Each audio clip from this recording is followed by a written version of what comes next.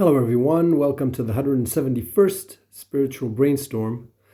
Apologies, I'm a little bit under the weather, I have a little cold, but let's make the best of this in the two episodes that I'm about to record. So the first one is about the return of feminine energy to power.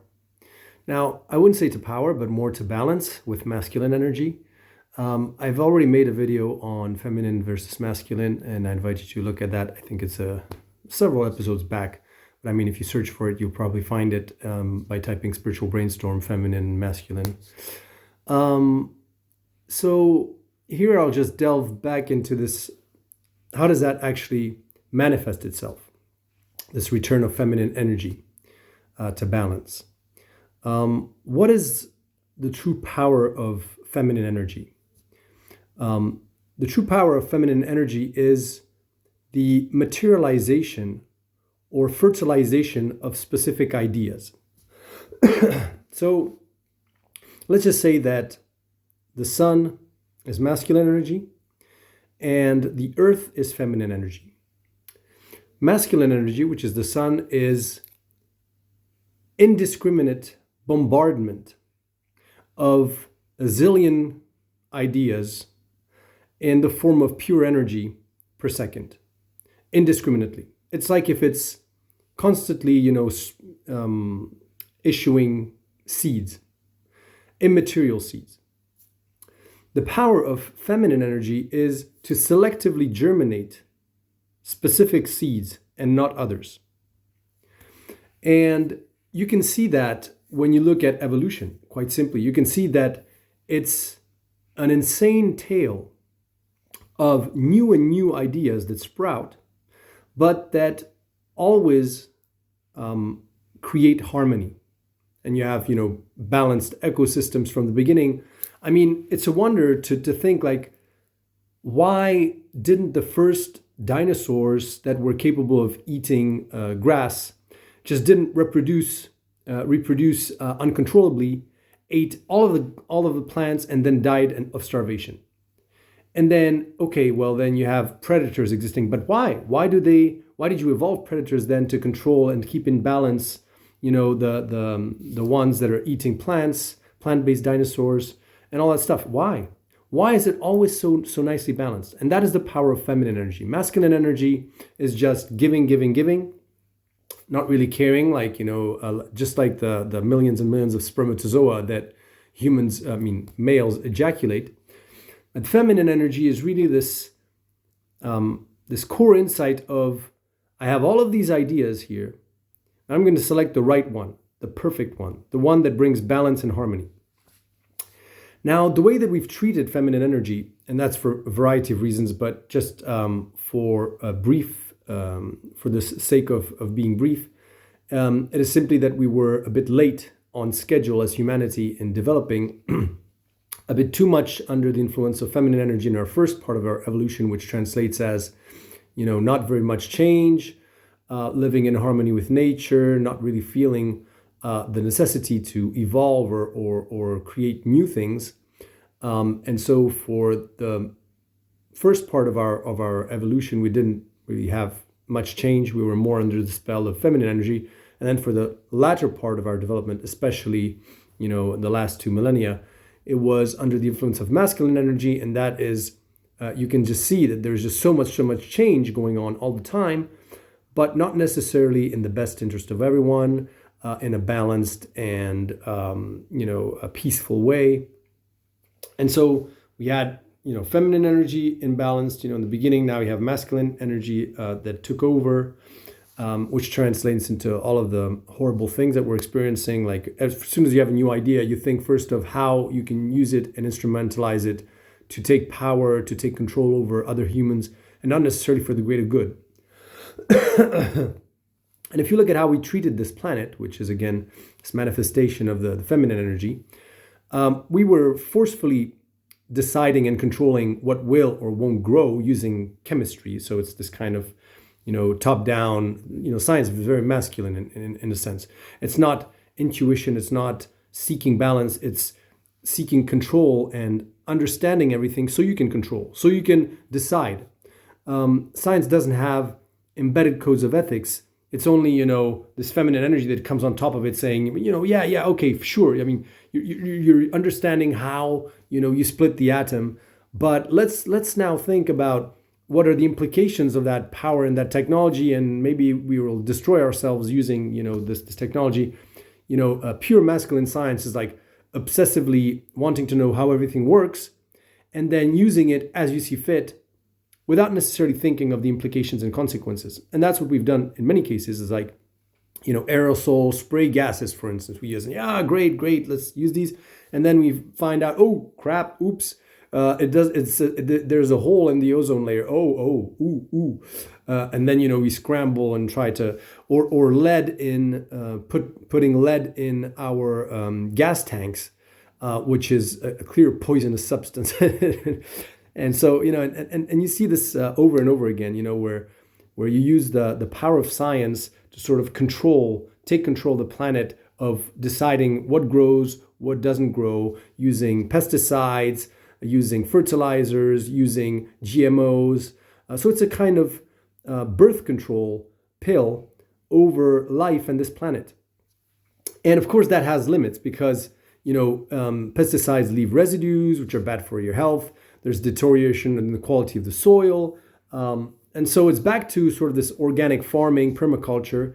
But in that sense, you have to be in cooperation with Earth, respecting her cycles, respecting her will, which is kind of her bodily, earthly wisdom of, what should grow in certain places, and really be in cooperation rather than in this top-down control of, we don't care, we're just going to, make bananas grow in the middle of the Arctic and, whatever, with GMOs and all kinds of other kind of strategies. And we've done the same with our women. So we've created plenty of chemical solutions for them to control their cycles, whether they're fertile or not. And whether they're fertile or not, and birth control is one of those things.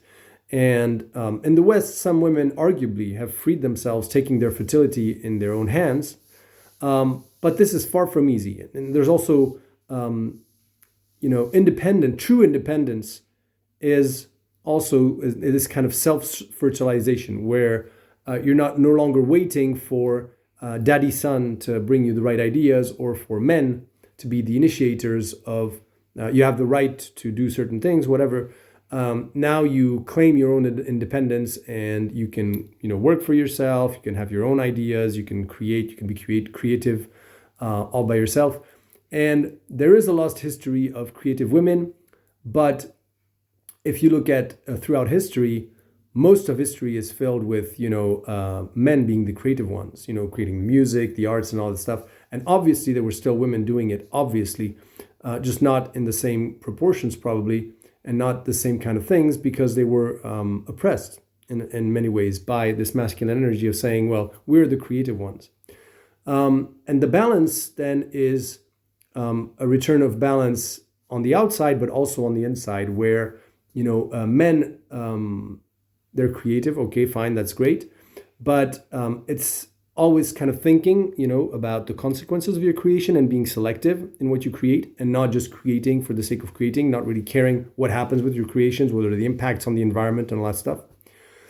And, women are naturally seeking harmony, whether it is between within their family unit, or, they're always constantly trying to make sure that everything, goes well. And there's this harmony basically between everything. And now they can also have their own ideas, obviously, and they don't have to delegate that or leave that to masculine energy.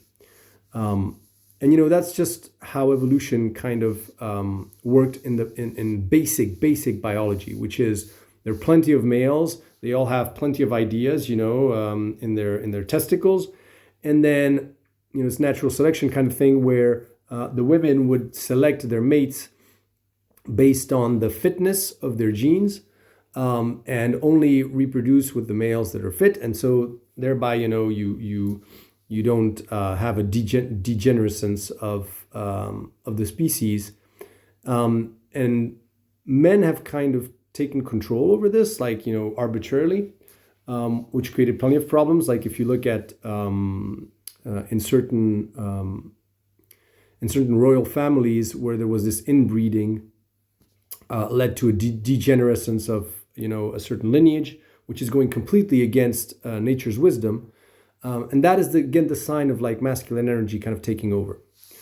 And so now it's both women and men that reclaim both sides of that coin and are kind of more rounded and balanced as kind of a yin and yang, and don't need to do it between each other. And then their relationships then are something that transcends this dynamic.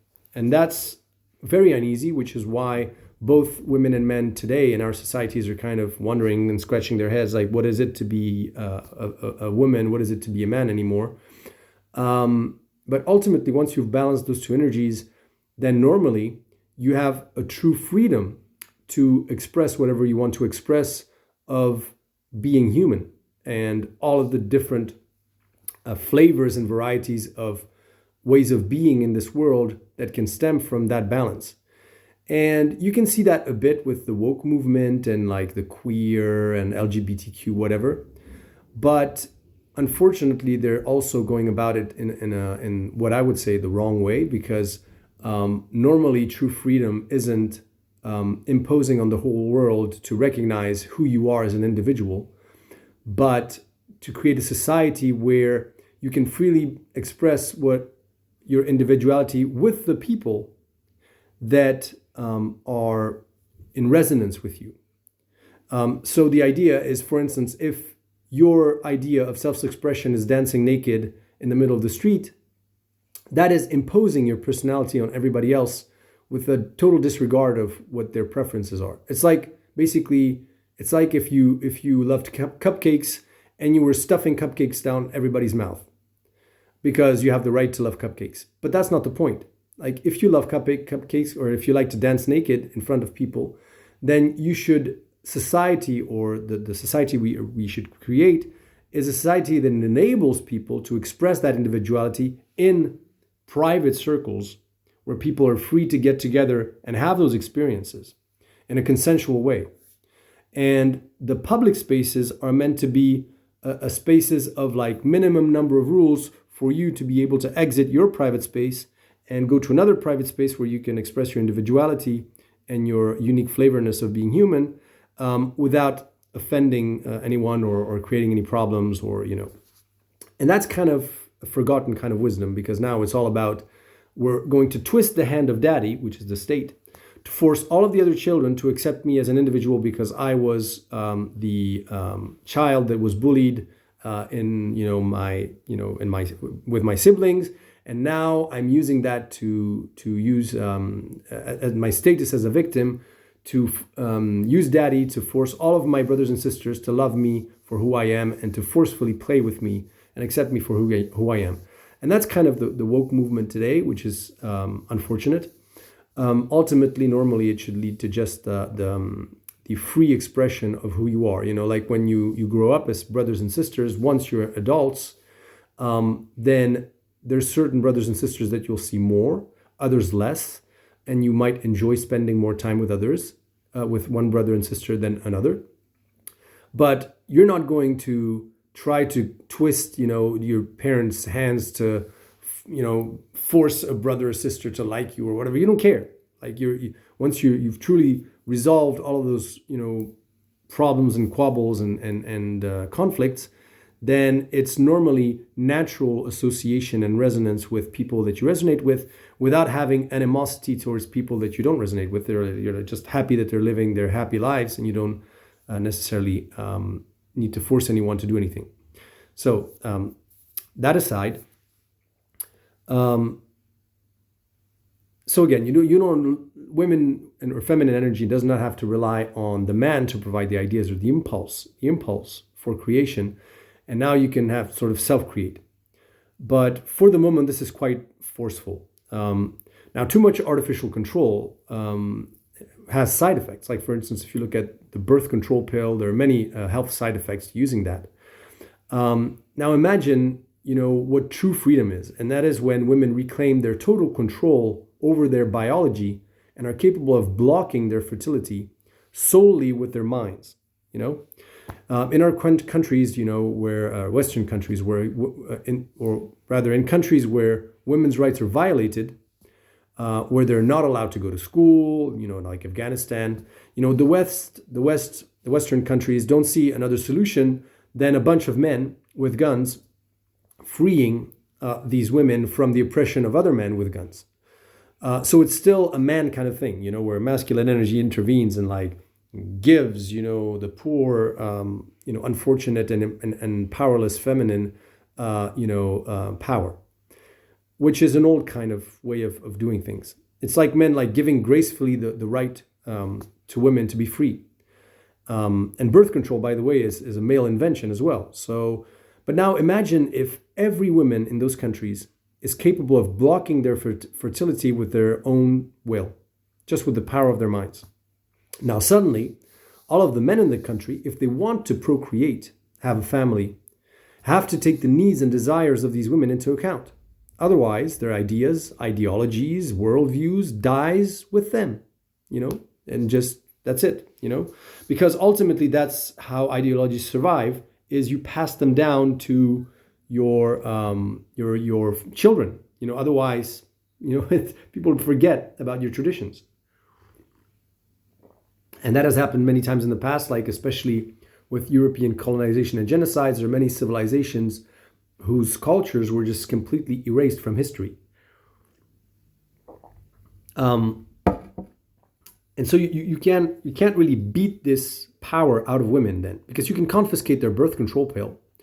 But, if in the future, and I'm pretty sure that's how the power of the mind over the body will work, is that it'll have a by default setting whereby if women are mistreated, then their fertility is just blocked by default.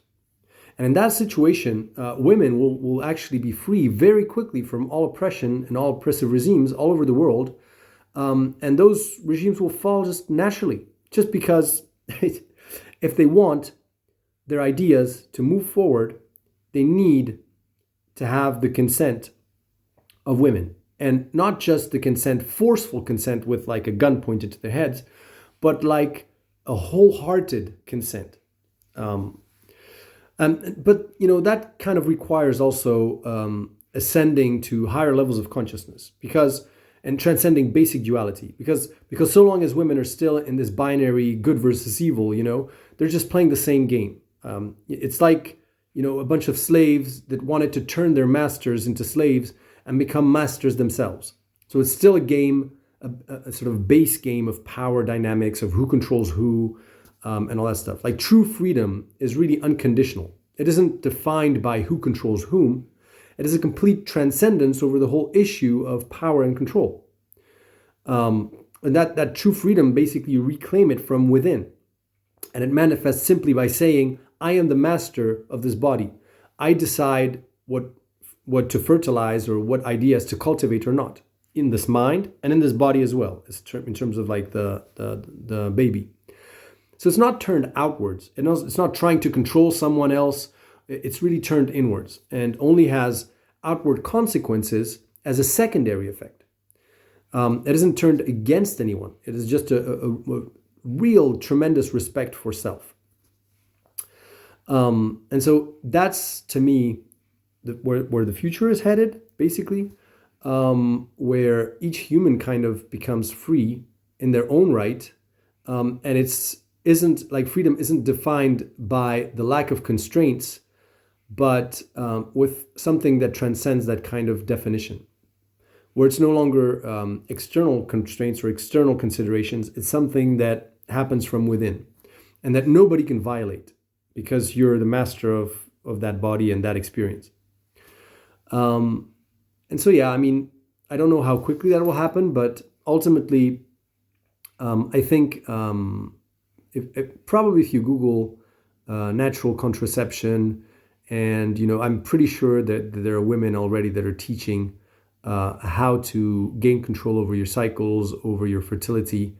And there are many women actually in today's age that have issues with their fertility, and plenty of, problems with, very painful, menstruation and all kinds of other things, which are to me a sign that, this whole power play and power game of men kind of using science and other tools to control not only the fertility of this planet, but also the fertility of their women is coming to an end. Because, even now, like at the Earth level, the quality of the soil is deteriorating. There's just so many things that are not going to work in the future. And, we'll have to move to a higher kind of level of consciousness if we want to move forward. So I hope you found this video interesting. Don't hesitate to leave a comment, share, like, subscribe, and talk to you in the next video. Bye-bye, guys.